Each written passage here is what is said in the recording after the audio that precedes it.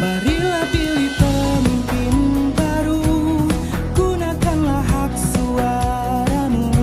Pemilihan serentak di Aceh tahun 2024. Langsung, umum, bebas, rahasia, jujur dan adil. Masa depan Aceh di tangan kita. Harapan kita bahwa pelaksanaan pilkada ini bisa terlaksana dengan baik, lancar, demokrasi, artinya semua masyarakat bisa memberikan hak suara secara bebas. Ini harapan kita.